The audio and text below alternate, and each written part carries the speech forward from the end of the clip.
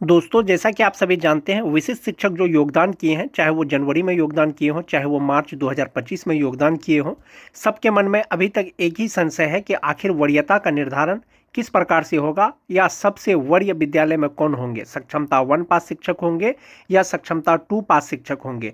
विशिष्ट शिक्षक का वरीयता निर्धारण अब तय हो गया है। दोस्तों, विभाग ने अब स्पष्ट कर दिया है कि विशिष्ट शिक्षकों में सबसे सीनियर कौन होंगे। इसी के बारे में आज के वीडियो में हम लोग चर्चा करेंगे। वीडियो शुरू करने से पहले एक रिक्वेस्ट है दोस्तों, जो लोग मेरे चैनल को सब्सक्राइब नहीं किए हैं, कृपया चैनल को सब्सक्राइब कर दें। तो चलिए शुरू करते हैं आज का वीडियो। जो स्थानीय निकाय के शिक्षक परीक्षा पास करने के बाद विशिष्ट शिक्षक बने हैं, राज्यकर्मी बने हैं दोस्तों, वो विशिष्ट शिक्षक नियमावली 2023 के अनुसार ही बने हैं, जो 26 दिसंबर 2023 को जारी किया गया था।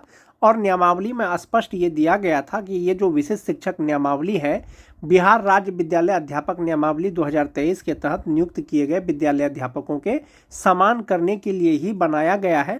और जो वरीयता का निर्धारण होगा विशिष्ट शिक्षकों में, वो नियमावली के अनुसार ही होगा दोस्तों। विशिष्ट शिक्षक नियमावली 2023 का पॉइंट नंबर 7 में दिया गया है दोस्तों, वरीयता निर्धारण को लेकर के, और उसी के अनुसार वरीयता निर्धारण होगा। जहां तक बात सक्षमता 1 और सक्षमता 2 पास विशिष्ट शिक्षकों का है, उसके बारे में बाद में चर्चा करेंगे। फिलहाल विशिष्ट शिक्षक में वरीयता का निर्धारण जो होगा वो नियमावली के 7.1 के अनुसार होगा। जिला स्तर पर विशिष्ट शिक्षकों की एक वरीयता सूची संधारित की जाएगी, यानी जिला स्तर पर विशिष्ट शिक्षकों का जो सीनियरिटी लिस्ट है वो तैयार किया जाएगा। शिक्षकों की प्रत्येक श्रेणी यथा प्राथमिक, मध्य माध्यमिक और उच्च माध्यमिक के लिए विषयवार अलग वरीयता सूची तैयार की जाएगी। यानी सभी शिक्षकों का जो श्रेणीवार, जैसे 1 to 5 के शिक्षक होंगे, 6 to 8 के शिक्षक होंगे, 9 to 10 के शिक्षक होंगे या 11-12 के शिक्षक होंगे, सभी प्रकार के शिक्षकों का वरीयता सूची अलग अलग तैयार किया जाएगा। जो वरीयता सूची होगा दोस्तों, उसमें डिफ्रेंशिएट किस प्रकार से किया जाएगा, इसके लिए स्पष्ट किया गया है 7.2 में कि विशिष्ट शिक्षकों की वरीयता निम्नलिखित मापदंडों के अनुसार तैयार की जाएगी। सभी विशिष्ट शिक्षकों का वरीयता निर्धारण के लिए कुल 4 पॉइंट दिया गया है दोस्तों विशिष्ट शिक्षक नियमावली 2023 में। इसमें पहला नंबर पॉइंट है कि स्थानीय निकाय के शिक्षक के रूप में प्रशिक्षित वेतनमान प्राप्त करने की तिथि से। दूसरा है, जहां 2 शिक्षक उपर्युक्त मापदंड क के अनुसार एक ही तिथि साझा करते हैं, उनकी जन्म तिथि वरीयता तय करने के लिए मापदंड होगी। तीसरा है दोस्तों, जहां 2 शिक्षक उपर्युक्त मापदंड ख के अनुसार एक ही तिथि साझा करते हैं, तो अंग्रेजी वर्णमाला में शिक्षक का नाम वरीयता तय करेगा। उसके बाद है दोस्तों, उपर्युक्त मापदंडों में फिट नहीं होने वाले किसी अन्य मामले का निर्णय विभाग द्वारा किया जाएगा, वो भी बाद में किया जाएगा। अब इसको स्पष्ट रूप से एक बार फिर से समझ लेते हैं दोस्तों। इसमें जैसा कि दिया गया है कि स्थानीय निकाय के शिक्षक रूप में प्रशिक्षित वेतनमान प्राप्त करने की तिथि से, यानी कब से आपको प्रशिक्षित वेतनमान मिल रहा है, चाहे वो सक्षमता 1 पास विशिष्ट शिक्षक हो, चाहे वो सक्षमता 2 पास विशिष्ट शिक्षक हो। नियमावली में अलग अलग डिफ्रेंशिएट करके कुछ भी नहीं दिया गया है दोस्तों। विशिष्ट शिक्षक जब भी बनेंगे, जब भी ज्वाइन करेंगे, उनका जो वरीयता का निर्धारण होगा वो प्रशिक्षित वेतनमान प्राप्त करने की तिथि से होगा। जैसे बहुत लोग 2003 से लेकर के 2005 तक के स्थानीय निकाय के शिक्षक परीक्षा दे करके कुछ लोग विशिष्ट शिक्षक बन गए, कुछ लोग विशिष्ट शिक्षक नहीं बने, लेकिन उनको प्रशिक्षित वेतनमान जो है मान जाते हैं उसको 2011 से मिल रहा है, 2012 से मिल रहा है या 2013 से मिल रहा है। और चूंकि वो स्थानीय निकाय के शिक्षक के रूप में सक्षमता 1 का परीक्षा नहीं दिए और वे सक्षमता 2 का परीक्षा दिए और पास कर गए, और सक्षमता 1 में टीईटी पास कोई शिक्षक मान जाते हैं कि वो विशिष्ट शिक्षक बन गए हैं, तो ऐसा नहीं है कि जो टीईटी पास शिक्षक हैं वो सक्षमता 1 पास करके विशिष्ट शिक्षक बने हैं और वे जो 2003 से लेकर के 2005 तक के जो स्थानीय निकाय के शिक्षक सक्षमता 2 पास करके जो विशिष्ट शिक्षक बने हैं उससे सीनियर हो जाएंगे। ऐसा नहीं है। सक्षमता 1 परीक्षा पास कीजिए, सक्षमता 2 परीक्षा पास कीजिए, सक्षमता 3 परीक्षा पास कीजिए। आप जब भी परीक्षा पास कीजिएगा, आपका जो वरीयता का निर्धारण होगा वो प्रशिक्षित वेतनमान की तिथि से ही होगा।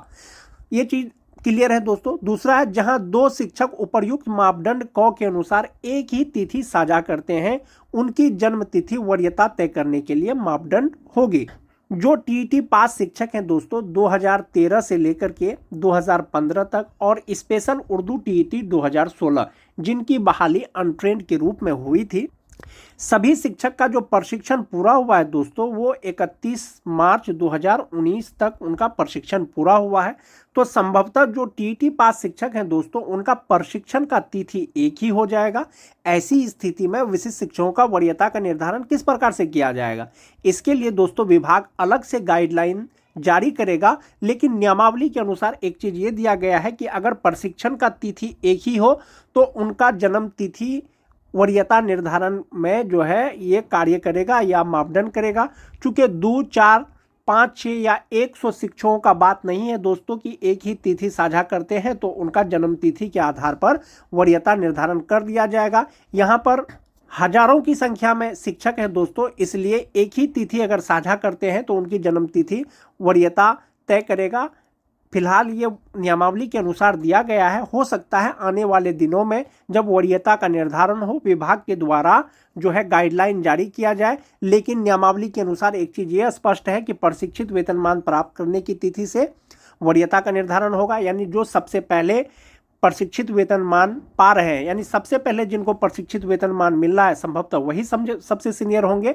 इसमें जो 2003 से लेकर के 2005 तक के शिक्षक हैं, जो 2006 के शिक्षक हैं, 2010 के शिक्षक होंगे, 2016 के शिक्षक होंगे, 2013 के होंगे, 6th फेज के होंगे। ऐसे शिक्षकों में प्रशिक्षित वेतनमान जिनको सबसे पहले मिला है वही सबसे वरीय होंगे।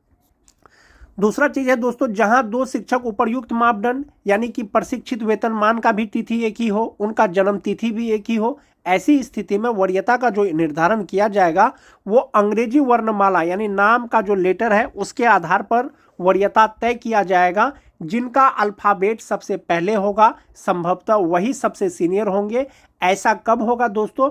जब 2 या 2 से अधिक शिक्षकों का प्रशिक्षित वेतनमान का तिथि एक ही हो और जन्म तिथि एक ही हो। इसके अतिरिक्त जो भी मामला होगा दोस्तों, वो विभाग के द्वारा बाद में निर्णय लिया जाएगा और इसी के आधार पर विशिष्ट शिक्षक का वरीयता का निर्धारण किया जाएगा। सीनियरिटी लिस्ट तैयार किया जाएगा। प्राथमिक विद्यालय का अलग, मध्य विद्यालय का अलग, माध्यमिक विद्यालय का अलग और उच्च माध्यमिक विद्यालय का अलग अलग विषयवार वरीयता सूची यानी सीनियरिटी लिस्ट जारी किया जाएगा। चूंकि विशिष्ट शिक्षक नियमावली के द्वारा ही दोस्तों विशिष्ट शिक्षक स्थानीय निकाय के शिक्षक से राज्यकर्मी बने हैं यानी विशिष्ट शिक्षक बने हैं, तो संभवतः उनका जो वरीयता का निर्धारण किया जाएगा वो नियमावली के अनुसार ही किया जाएगा। अगर इसके अतिरिक्त अगर कुछ होता है दोस्तों, संभवतः आप ये मान के चलें कि नियमावली में जो है संशोधन किया जाएगा। जैसे एक मामला है सेवा निरंतरता का। चूंकि विशिष्ट शिक्षक नियमावली 2023 में सेवा निरंतरता से संबंधित कोई भी गाइडलाइन नहीं दिया गया है दोस्तों, इसीलिए अगर सेवा निरंतरता विशिष्ट शिक्षकों को दिया जाएगा तो इसके लिए बाद में विभाग के द्वारा नियमावली में संशोधन किया जाएगा। विशिष्ट शिक्षक नियमावली के अनुसार विशिष्ट शिक्षकों को प्रोन्नति भी दिया जाएगा, लेकिन कब दिया जाएगा? लगातार 8 वर्ष की सेवा के बाद दिया जाएगा। जो विशिष्ट शिक्षक जनवरी 2025 में विशिष्ट शिक्षक बने हैं, 2033 जनवरी में वो प्रोन्नति पाने योग्य हो जाएंगे। यानी 1 to 5 के जो विशिष्ट शिक्षक हैं वो 6 to 8 के विशिष्ट शिक्षक के पद पर उनका पदोन्नति या प्रोन्नति किया जा सकेगा 2033 में। जो 6 to 8 के विशिष्ट शिक्षक हैं, 6 to 8 के वरीय विशिष्ट शिक्षक के रूप में, जो 9-10 के विशिष्ट शिक्षक हैं, 9-10 के 11-12 के विशिष्ट शिक्षक के रूप में, और जो 11-12 के विशिष्ट शिक्षक हैं वो 11-12 के विशिष्ट शिक्षक के वरीय के रूप में उनका प्रोन्नति किया जा सकेगा, लेकिन 8 वर्ष के लगातार सेवा के बाद। जो जनवरी में ज्वाइन किए हैं उनका प्रोन्नति जनवरी 2033 के बाद किया जाएगा।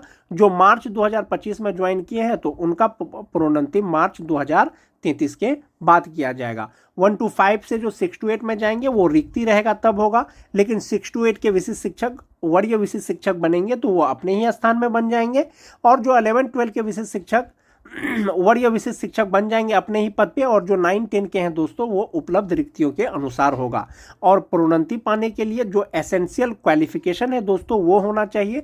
यदि आप बेसिक ग्रेड के शिक्षक हैं, 1 to 5 के शिक्षक हैं, 8 साल बाद यदि आपको स्नातक ग्रेड में प्रमोशन दिया जाएगा, पदोन्नति किया जाएगा, तो संभवतः आपको ग्रेजुएट होना चाहिए। बीए, बीएससी, बीकॉम जो भी हो, आपको ग्रेजुएट होना चाहिए। वांछित योग्यता रहेगा तभी आपका प्रमोशन हो पाएगा। और जो 6 to 8 के विशिष्ट शिक्षक हैं दोस्तों, इसका भी क्वालिफिकेशन जो एसेंशियल क्वालिफिकेशन है वो होना चाहिए, तभी आप विशिष्ट शिक्षक बन पाएंगे। वरीय विशिष्ट शिक्षक जो 9-10 के विशिष्ट शिक्षक हैं, उनका जो 11-12 में जो उनका प्रमोशन किया जाएगा तो योग्यता के आधार पर किया जाएगा और उपलब्ध रिक्तियों के अनुसार किया जाएगा। नियमावली में यह चीज स्पष्ट किया गया है दोस्तों, अधिकार के रूप में कोई भी प्रोन्नति का दावा नहीं किया जा सकेगा। सभी प्रोन्नति उपलब्ध रिक्तियों के आधार पर ही होगा और विभागीय नीति को ध्यान में रखते हुए किया जाएगा। इसके अलावा सभी प्रोन्नति विभाग की प्रचलित नीति के अनुसार की जाएगी और अपेक्षित योग्यता सहित पात्रता के अधीन होगी। यानी जो योग्यता चाहिए वो होना चाहिए। जैसे कोई 9-10 के शिक्षक हैं दोस्तों, तो उनके लिए सिंपली ग्रेजुएट और बीएड होना चाहिए। यदि 11-12 में उनका पदोन्नति किया जाएगा तो पीजी होना चाहिए, एमए, एमएससी, एमकॉम होना चाहिए, तभी उनका पदोन्नति किया जाएगा। तो नियमावली में क्लियर है दोस्तों, प्रोन्नति का क्लियर है, वेतन संरक्षण का क्लियर है, और जो वरीयता निर्धारण है वो भी नियमावली में ही स्पष्ट कर दिया गया कि वरीयता का जो निर्धारण किया जाएगा वो जिला स्तर पे ही किया जाएगा और प्राथमिक, मध्य माध्यमिक, उच्च माध्यमिक का अलग अलग वरीयता का निर्धारण किया जाएगा। विभाग ने 2024 में ही दोस्तों माननीय शिक्षा मंत्री के द्वारा एक सवाल का जवाब दिया गया, जिसमें ये चीज़ क्लियर कर दिया गया था 20 नवंबर 2024 को ही कि जो राज्यकर्मी होंगे, जो विद्यालय अध्यापक होंगे या विशिष्ट शिक्षक होंगे, वे स्थानीय निकाय के शिक्षक से हमेशा वरीय ही होंगे, क्योंकि विद्यालय अध्यापक और विशिष्ट शिक्षक का जो श्रेणी है वो राज्यकर्मी का श्रेणी है, जबकि स्थानीय निकाय के शिक्षक का जो श्रेणी है वो पंचायती राज अंतर्गत आते हैं। इसीलिए जो राज्यकर्मी है वे स्थानीय निकाय के शिक्षक से यानी नियोजित शिक्षक से राज्यकर्मी वरीय होंगे, ये चीज़ स्पष्ट कर दिया गया था। तो स्थानीय निकाय के शिक्षकों से विद्यालय अध्यापक और विशिष्ट शिक्षक वरीय होंगे। और जहां तक बात विशिष्ट शिक्षकों में वरीयता निर्धारण का है दोस्तों, जैसा कि मैंने आपको पहले बताया कि सक्षमता 1, सक्षमता 2, सक्षमता 3 करके कोई भी चीज़ नियमावली में स्पष्ट नहीं है। संभवतः जो प्रशिक्षित वेतनमान प्राप्त करने की तिथि है उसी के अनुसार वरीयता का निर्धारण होगा। चाहे तो आप सक्षमता 1 पास करके विशिष्ट शिक्षक बनिए, चाहे सक्षमता 2 परीक्षा पास करने के बाद विशिष्ट शिक्षक बनिए, चाहे तो सक्षमता 3 परीक्षा पास करने के बाद आप विशिष्ट शिक्षक बनिए। आप जो वरीय होंगे या आपका जो वरीयता का निर्धारण किया जाएगा वो प्रशिक्षित वेतनमान की तिथि से ही किया जाएगा। आज के वीडियो में दोस्तों बस इतना ही। वीडियो अच्छी लगे तो अपने दोस्तों में लाइक और शेयर जरूर कर दें। मिलते हैं एक नए वीडियो के साथ, तब तक के लिए धन्यवाद।